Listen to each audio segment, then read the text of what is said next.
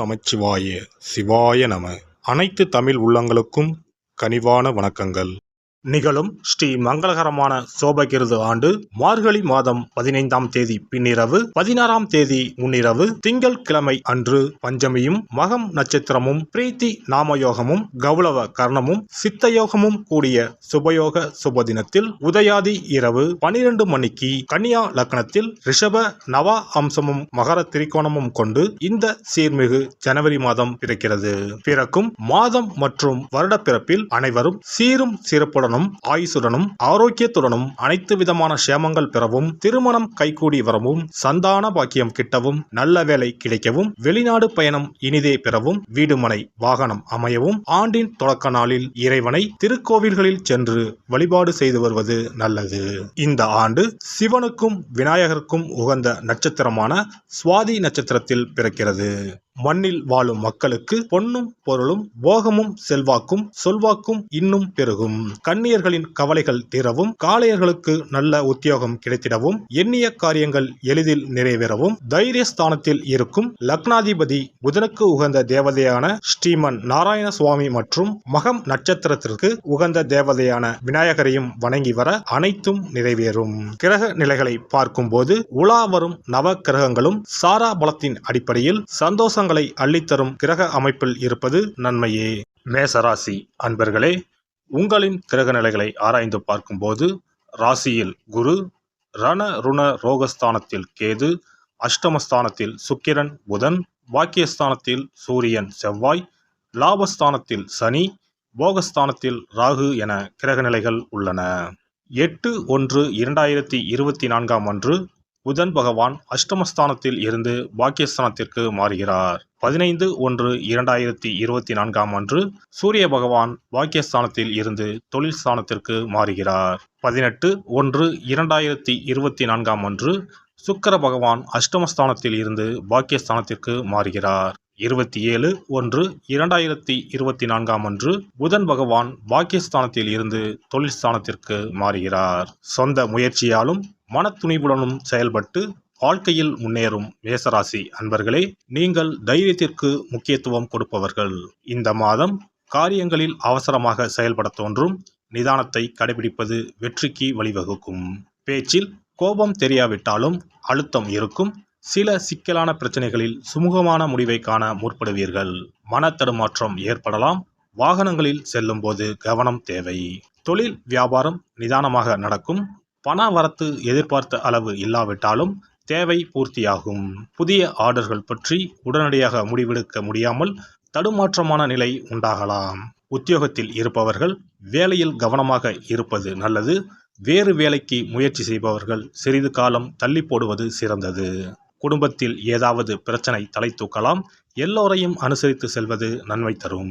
கணவன் மனைவிக்கு இடையே திடீர் கருத்து வேற்றுமை உண்டாகலாம். கவனம் தேவை. பிள்ளைகளிடம் அன்பாக பழகுவது நன்மை தரும். உறவினர் வருகையில் மன வருத்தம் ஏற்படலாம்.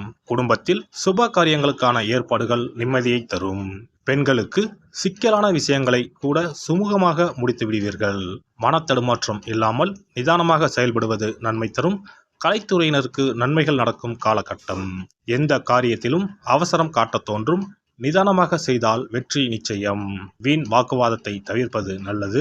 அரசியல் துறையினருக்கு எதிர்காலம் தொடர்பாக அவசர முடிவுகள் எடுப்பதை தவிர்த்து தீர ஆலோசித்து எதிலும் ஈடுபடவும். மாணவர்களே, கல்விக்கு தேவையான புத்தகங்கள் மற்றும் உபகரணங்கள் வாங்குவது பற்றிய கவலை நீங்கும். படிப்பில் ஆர்வம் உண்டாகும். நட்சத்திர பலன்கள். அஸ்வினி, இந்த மாதம் பணியாட்களின் ஒத்துழைப்பு கிடைக்கும். இலக்கிய துறைகளில் உள்ளவர்களுக்கு புகழ் கிடைக்கும். சக கலைஞர்கள் மூலம் சில தொந்தரவுகள் நேரிடலாம். கலைப்பொருட்கள் விற்பனை தொழில் செய்வோருக்கு லாபம் அதிகரிக்கும். அரசியல் துறையினருக்கு பெயர் புகழ் கௌரவம் யாவும் தேடி வரும். நீங்கள் எதிர்பார்த்தபடி மக்களின் ஆதரவை பெறுவீர்கள். உங்கள் பேச்சிற்கு மதிப்பும் மரியாதையும் உயரும். உங்களை நம்பி சில முக்கிய காரியங்களை கட்சி மேலிடம் உங்களிடம் ஒப்படைப்பார்கள். பரணி நட்சத்திரம். இந்த மாதம் சாமர்த்தியமான உங்களது செயல் கண்டு மற்றவர்கள் ஆச்சரியப்படுவார்கள். முக்கிய நபர்கள், அந்தஸ்தில் உயர்ந்தவர்கள் நட்பு கிடைக்கும். அதனால் கௌரவம் அதிகரிக்கும். புதிய தொடர்புகள் மகிழ்ச்சி தரும். புதிய நபர்களின் அறிமுகம் உண்டாகும். அதனால் நன்மை உண்டாகும். மகான்களின் சந்திப்பு ஏற்படும். தங்கள் பிள்ளைகளுக்கு வரன் தேடும் பெற்றோர்களுக்கு நல்ல சம்பந்தம் வந்து சேரும். மாணவர்களுக்கு கல்வியில் இருந்த தடைகள் நீங்கும், திறமை வெளிப்படும். ஆசிரியர்களுடன் நல்ல உறவு ஏற்படும், பெற்றோர் ஆதரவாக இருப்பார்கள். கார்த்திகை 1ஆம் பாதம். இந்த மாதம் துன்பமும் தொல்லையும் நீங்கும், மனோதைரியம் அதிகரிக்கும். ஊழியர்களுக்கு வரவேண்டிய அனைத்தும் வந்து சேரும், கேட்ட இடத்திற்கு மாறுதல் கிட்டும். நீங்கள் எடுக்கும் முடிவுகள் நல்ல வாய்ப்புகளை பெற்றுத்தரும். மற்றவர்களுக்கு உதவிகரம் நீட்டுவதில் தயங்க மாட்டீர்கள், எதிலும் ஆதாயம் கிடைக்கும். பேச்சு திறமை அதிகரிக்கும். எதிர்பாலினத்தவரிடம் பழகும்போது கவனம் தேவை. நண்பர்கள் மூலம் வீண் அலைச்சல் குறையும், நேரம் தவறி உணவு உண்ண வேண்டி இருக்கும். உத்தியோகத்தில் இருப்பவர்களுக்கு நிலுவையில் இருந்த பணம் வந்து சேரும். முருகனுக்கு பால் பாயசம் நிவேதனம் செய்து வணங்கி வர பல நாட்களாக இழுபறியான காரியம் வெற்றிகரமாக முடியும், மனக்கவலை நீங்கும். இம்மாதம் அதிர்ஷ்ட கிழமைகள் செவ்வாய், புதன், வெள்ளி. சந்திராஷ்டம தினங்கள் 8, 9. அதிர்ஷ்ட தினங்கள் 1, 2, 28 மற்றும் 29. சிறப்பு பரிகாரங்கள். வீட்டில் இருக்கக்கூடிய சிறு சிறு அமைப்புகளை மாற்றி அமைத்தாலே வருமானம் அதிகரிக்கும் என்று சாஸ்திரங்கள் கூறுகின்றன. அந்த வகையில் பணம் குறைவதற்கான காரணம் என்ன, வருமானம் அதிகரிக்க அலமாரியை எப்படி வைத்திருக்க வேண்டும், வீட்டை எப்படி வைத்திருக்க வேண்டும் என்பதை பார்ப்போம். பணம் வைக்கும் அலமாரியின் மீது குபேரர் சிலையை வைத்தால் பண வரவு தடை இல்லாமல் கிடைக்கும் என்பது நம்பிக்கை. குபேரன் இருக்கக்கூடிய இடம் வடக்கு. எனவே அலமாரியின் மீது குபேரன் சிலையை வைக்கும் பொழுது வடக்கு திசையை நோக்கி வையுங்கள். சிறப்பான பணவரவு உண்டாகும். பணம் வைக்கக்கூடிய அலமாரியில் தங்கம் மற்றும் வெள்ளி போன்ற பொருட்கள் இடம்பெறலாம். இவற்றை ஒரு சிறிய கண்ணாடியில் தெரியும்படி லாக்கருக்கு உள்ளே அமையுங்கள். அந்த இடத்தில் பச்சை நிற புடவை உடுத்திய கஜலட்சுமி படம் ஒன்றை வையுங்கள். பணத்தை ஈர்க்கக்கூடிய பச்சை கற்பூரம், கிராம்பு, ஏலக்காய் போன்ற வாசனை மிகுந்த பொருட்களை போட்டு வையுங்கள். உங்க பீரோ இப்படி இருந்தால் பணம் குறையாது, சேர்ந்து கொண்டே இருக்கும். பணம் வைக்கும் அலமாரியின் உள்ளே மற்ற தேவையில்லாத பொருட்களை அப்புறப்படுத்துங்கள். புதிய துணிமணிகள் அல்லது அனுதினம் பயன்படுத்தக்கூடிய துணிமணிகளை அழகாக நேர்த்தியாக அடுக்கி வையுங்கள். பூச்சிகள், தூசுகள் சேராமல் ரசக்கற்பூரத்தை போட்டு வையுங்கள். கூர்மையான ஆயுதங்கள் அல்லது இரும்பு சார்ந்த பொருட்களை வைக்காதீர்கள். இது சனி தோஷத்தை ஏற்படுத்தும், பணத்தை சேரவிடாது தடுக்கும். பணம் வைக்கக்கூடிய இடத்தில் சிவப்பு நிறம் சார்ந்த பொருட்கள் இருப்பது நல்லது. ஆனால் கருப்பு நிற பொருட்களை தவிர்ப்பது உத்தமம். லட்சுமி தேவிக்கு சிகப்பு உகந்தது என்பதால் சிகப்பு நிற துணிகளை அல்லது பொருட்களை அடுக்கி வைக்கலாம். ஆனால் கருப்பு நிற துணிமணிகள் மற்றும் பொருட்களை அங்கிருந்து அப்புறப்படுத்துவது நல்லது. இதுவும் பணத்தடையை உண்டாக்கக்கூடிய ஒரு விஷயமாக இருக்கிறது. உங்கள் வீட்டின் பீரோவிற்கு பின்னால் பழைய கிழிந்து போன பாய் அல்லது துடைப்பம் வைப்பது அதிர்ஷ்டத்தை தடுக்கும் செயலாகும். கிழிந்து போன, நைந்து போன துணிமணிகள், பாய், துடைப்பம் போன்றவற்றை ஒருபோதும் வீட்டில் வைத்திருக்க கூடாது. அதை குப்பை தொட்டியில் போட்டு விடுங்கள்.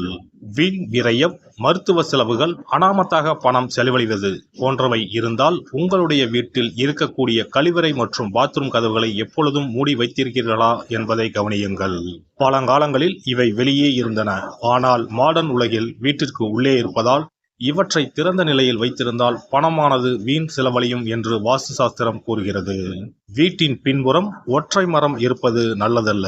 ஒற்றை மரம் பின்புறம் இருந்தால் குடும்பத்திற்கு ஆகாது. சண்டை சச்சரவுகள் அடிக்கடி வரும் என்று நம்பப்படுகிறது. மேலும் இது பணத்தடையை ஏற்படுத்தி வருமானத்தை குறை செய்யும். மரம் வளர்த்தால் இடைவெளி விட்டு நிறைய மரங்களை வளருங்கள். எல்லாம் வல்ல இறையருளால் நீங்களும் உங்கள் அன்பு குடும்பமும் உடல் நலம், நீளாயுள், நிறை செல்வம், உயர் புகழ், மெய்ஞானம் ஓங்கி வாழ்க வளமுடன்.